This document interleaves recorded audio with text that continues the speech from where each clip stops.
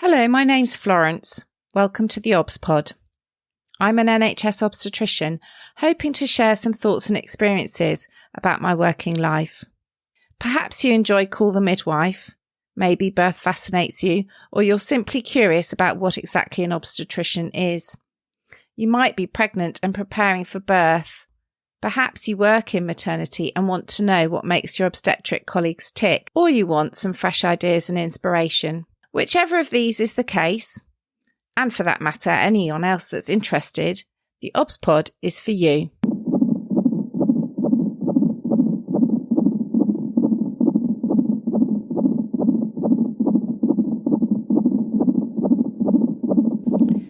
Episode 65. Wildcard. Strange title, you probably think. This is an episode that is literally a wildcard. It's one that I haven't been thinking about for a long time. It's one that I haven't written with the precision that I normally plan an episode. It's something more spontaneous, impromptu. And it was prompted by the fact that the HSJ recently produced a list, Wildcard's 20 top people that the new NHS Chief Executive, when appointed, should talk to. Not the usual suspects, not the people in power, not the great and the good, but a wide-ranging, innovative, interesting selection. I was completely thrilled when the list came out to find on it my good friend Gill Phillips. She was listed as a campaigner, but she's far more than that. Through her work on Whose Shoes, she challenges the status quo and dares people to think differently. And through amazing lived experience work, brings those thoughts and feelings into someone else's mind, literally walking in someone else's shoes. Hence the name of her work and board game, Whose Shoes? So I was delighted. Jill's fantastic. She's courageous. She speaks truth to power. I couldn't think of a better person for the new NHS Chief Exec, when appointed, to sit down and have an honest conversation with. But being Gill, she threw it straight back at me. What would I want the new NHS Chief Executive to know about maternity? And how might we, as her amazing network of people up and down the country in many aspects of patient experience or maternity experience, how could we accept the challenge that the HSJ opportunity has given us to think about what we would like the new NHS Chief Exec to know? Therefore, today's episode is much more of a list, much more free thinking. Here goes. My wild card for maternity. I've always been immensely frustrated. It seems common sense to me that investment in maternal and child health would have the biggest impact on improving the health of our population. There are many things in pregnancy, not only for the woman, that unmasks things in later life, but for her baby too. So it always seemed to me very strange that healthcare in our country predominantly picks people up at the end when they have an illness or disease or a complication or problem with their health, rather than starting at the beginning and being much more preventative. We're starting to think about it a little more now with things like smoking and obesity. But think how much we could shape the health of our nation if we really focused deeply on maternity services and women in pregnancy. Part of the reason we don't is we're short-term thinkers. NHS plans tend to be 5 or 10 years, and what we're talking about is maybe 50 or 60 years in the making. So it's hard, as an NHS chief executive, whose tenure might be short, to be bold and think about something so long term, but I would urge you to do so. If we're going to be radical and start thinking about maternity and pregnancy care, then we need to start at the beginning. I don't think it's actually any good doing what we're currently doing. We're trying within a system that isn't working in many ways to add more and more to it. We're wrestling with something that probably in a lot of ways is historically generated and not really fit for purpose. Our schedule of antenatal care hasn't changed much in donkey's years. I remember years ago listening to Kypros Nicolaides at King's speak about why isn't there a routine early pregnancy scan. The woman's had a positive pregnancy test. She wants to know everything's okay and there's a heartbeat. Why wouldn't you offer that as a routine test? Why do we make the woman wait until 12 weeks, for example? That may seem radical, but actually there's more and more we can do now in very early pregnancy to predict the outcomes in later pregnancy. So rather than having escalating and increasing appointments towards the end of pregnancy, which is what antenatal care currently does, maybe we need to move the whole thing forward. And come to think of that, what about preconception care, which I covered in a previous episode? It actually starts there.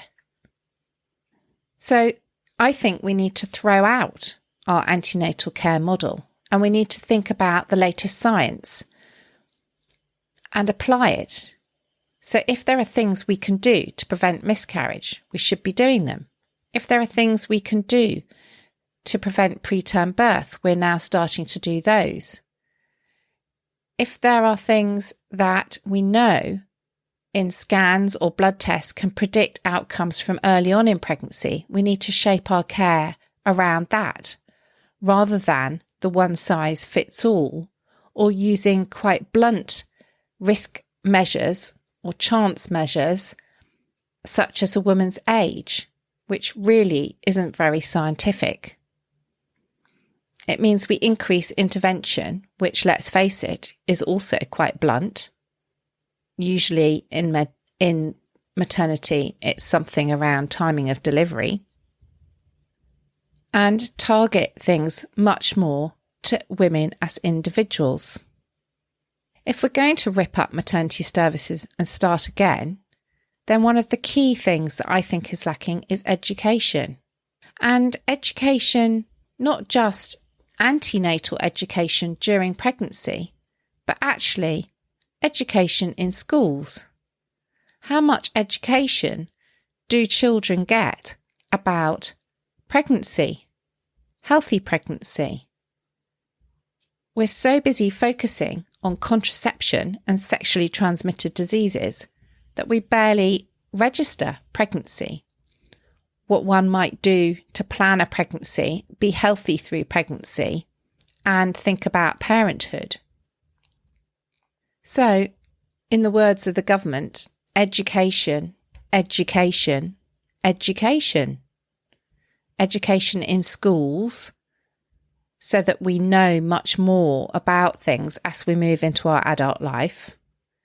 Then proper antenatal education, not as an add-on class that we opt into if we can afford it, but something that is for everybody, that is expected part of your care, integrated.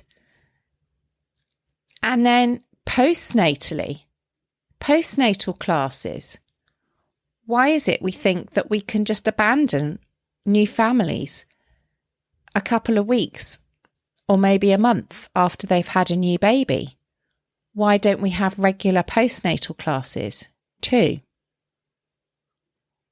The other thing we would need to do to create this is staffing, proper staffing, not staffing on a shoestring.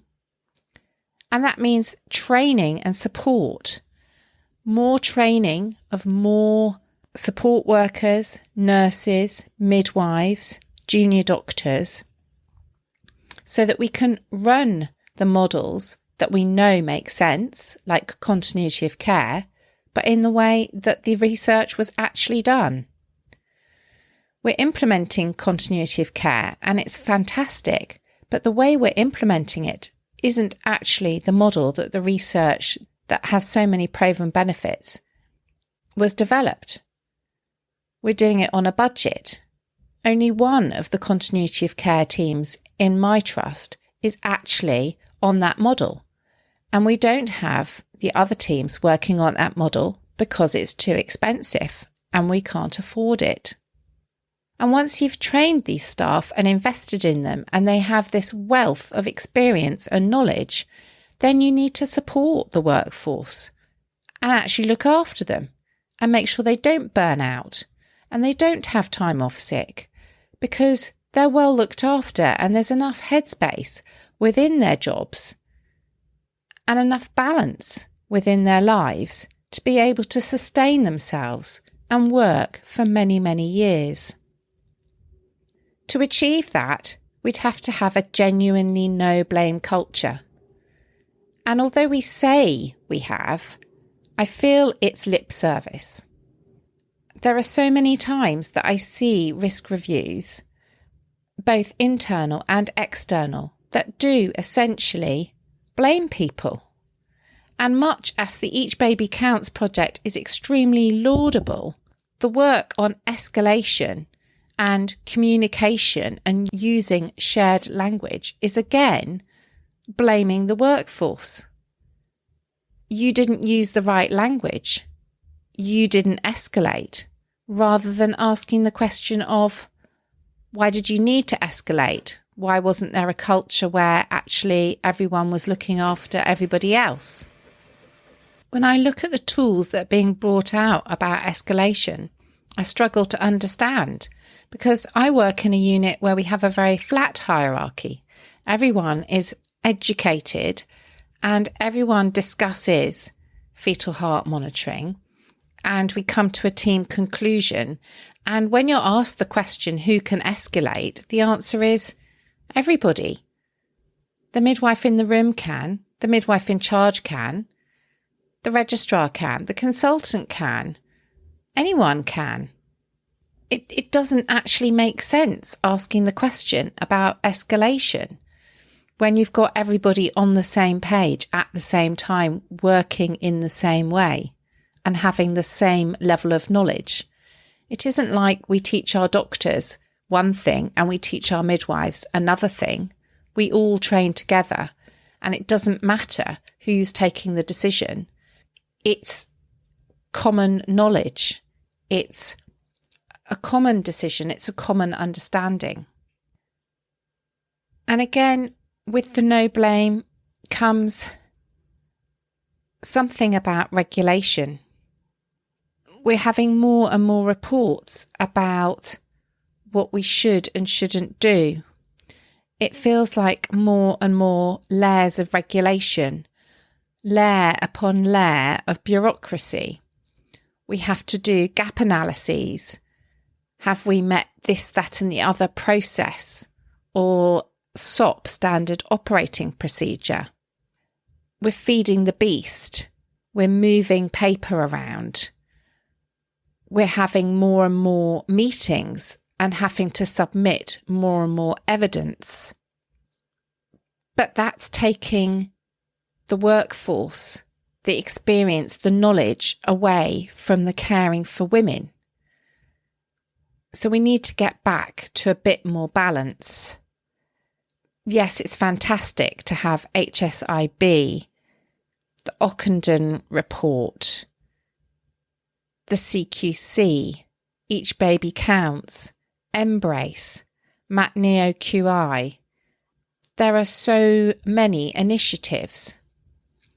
Yet, how are we as maternity workers supposed to reconcile all these different things and additionally care for the women that we're seeing face to face? There's a new workforce report just published from the RCOG that acknowledges this extremely complex role that a consultant in obstetrics and gynecology now plays. And the fact that our jobs need to acknowledge that.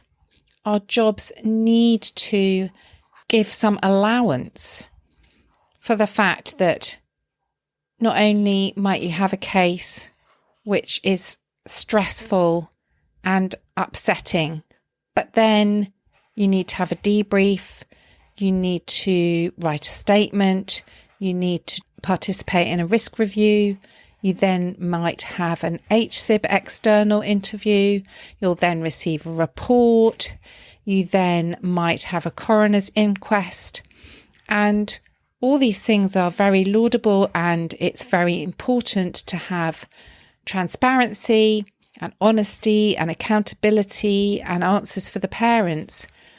But the increasing demand that puts on that consultant or that junior doctor or that midwife on top of the clinical job they are already doing it cannot be underestimated. I think another key aspect is to celebrate the rebels, the courageous. I know many people in maternity services who have stuck their necks above the parapet, as it were. They've suggested new things. They're innovative. They're often enthusiastic at the beginning of their careers. And many of us have the experience of being knocked back, knocked down. That person's got a bit too big for their boots. Our organisation might be a little bit sheepish, bit embarrassed. We're doing something out of the ordinary. We're breaking the rules. We're not conforming. And I would count myself in this camp. It's been difficult. I started a podcast and many other people have contacted me and been thrilled, and many people I work with equally so. But I'm always waiting for that tap on that shoulder, a ticking off, someone saying I've overstepped the mark, and I'm careful not to talk too much about the place I work in too much detail for this reason. If you really want to change things, you've got to celebrate the people that stand up for what they believe in. Let them flourish. Give them a bit of license. Give them a little bit of time. It's amazing what they'll achieve. And likewise, if you really want to know what's going on in maternity services, as well as talking to those staff, you've got to talk to women. Often I talk to my husband and I get frustrated about what is or isn't being done in maternity services, and are people listening to the maternity voice partnerships and to women's voices. And my husband says, why would they want to open that can of worms? That's just going to be difficult and uncomfortable for them. It's not what they want to achieve. So my message would be, open that can of worms, take a proper look, and then do something with it.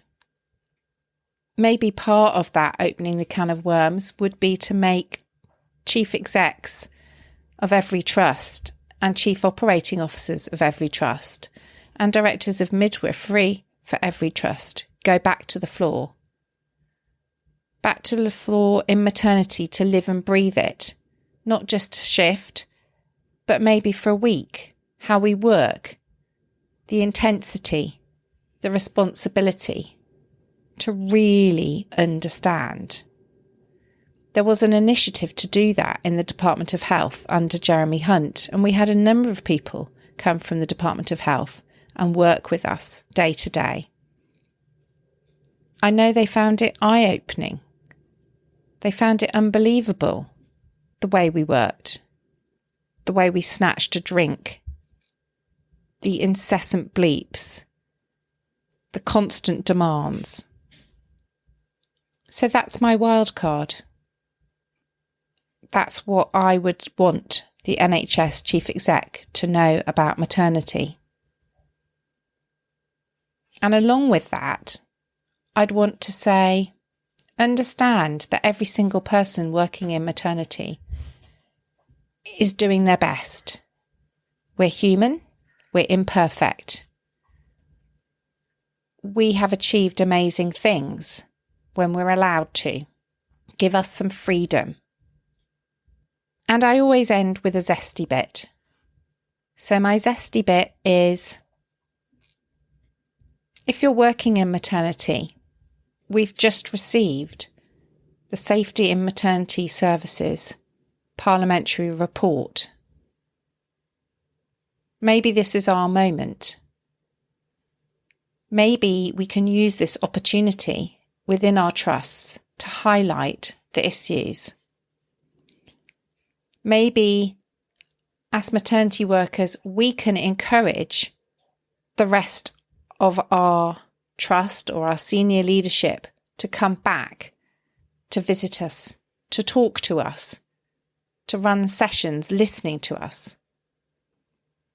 And maybe as a population, we need to use this to influence change. The more we shout about maternity services, the more we ask, the more we demand, perhaps the more we're likely to get. If you're someone who's used maternity services, then identify what are the things that worked well for you, but what were the gaps? What were the things you would like to see? What would have been useful? And don't see that as blaming those of us that are working in the service or a criticism. Just see it as an opportunity for development, an opportunity for something better. If we don't ask, we will never get it. I do hope you've enjoyed listening to this episode of the theobspod. Feel free to contact me on Twitter at FWMaternity or at theobspod to ask me questions, give me topics for future episodes, or let me know what you think. It's absolutely fantastic when you get in touch. I really enjoy reading your comments. As usual, I've tried to include in the programme notes some extra reading about this particular topic, both for professionals working in maternity care and for pregnant women using services. I'd like to reassure you that although I'm talking about my experiences working in maternity care, I take confidentiality very seriously and do not give any personal information about any of my patients. If you've enjoyed listening, I'd love you to recommend the theobspod to friends or colleagues, and please do leave me a review on whichever podcast directory you find my episodes. Many thanks for listening.